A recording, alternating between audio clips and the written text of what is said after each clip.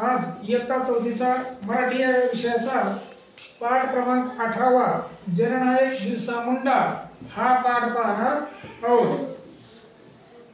जननायक म्हणजे काय? जन म्हणजे लोक, नायक म्हणजे नेता, लोकांचा नेता बिरसा मुंडा।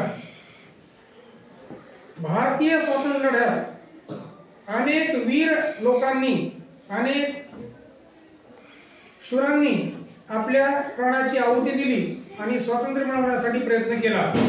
त्यात एक महत्त्वाचं नाव हे बिरसा मुंडा यांचं घेता येईल। बिरसा मुंडा यांचा जन्म 15 नोव्हेंबर 1875 रोजी। त्यांच्या वडिलांचं नाव आहे सुगाणा, आईचं नाव आहे करणी। हे आदिवासी दाम्पत्य म्हणजे जोडी यांच्या पोटी, आई वडिलांच्या पोटी त्याचा जन्म झाला आणि त्याचं गाव आहे उली हातू आणि ते रांची शहराजवळ आहे। बिरसाचे आई वडील हे शेतमजूर होते, जमीनदार लोकांच्या शेतात काम करणारे शेतमजूर। त्यांची घरची परिस्थिती खूप हलाखीची होती, हलाखीची म्हणजे गरिबीची परिस्थिती होती। अशाही परिस्थितीमध्ये त्यांना शाळा शिकण्याची इच्छा होती। ती ज्या गावात राहत उली हातू त्या गावात शाळेची सोय नव्हती, म्हणून त्यांनी त्यांच्या मामाच्या गावी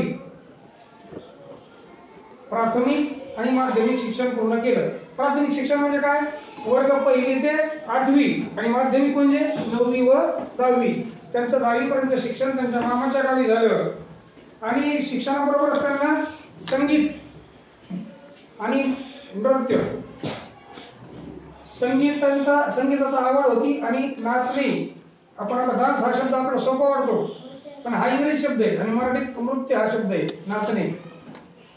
आदिवासी लोककला, संगीत आणि त्यांचे जे लोकनृत्य असायचं त्या गोष्टींचं त्यांना खूप आवड होती।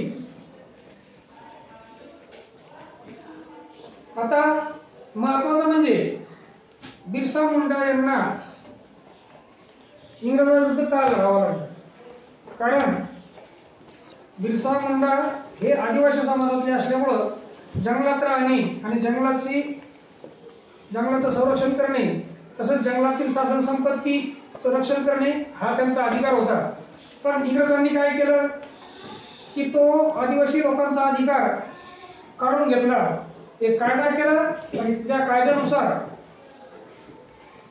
जंगलावरचा अधिकार त्यांनी काढून घेतला आणि त्यांना आदिवासींना गुलामगिरीची वागणूक द्यायला सुरुवात केली। त्यामुळे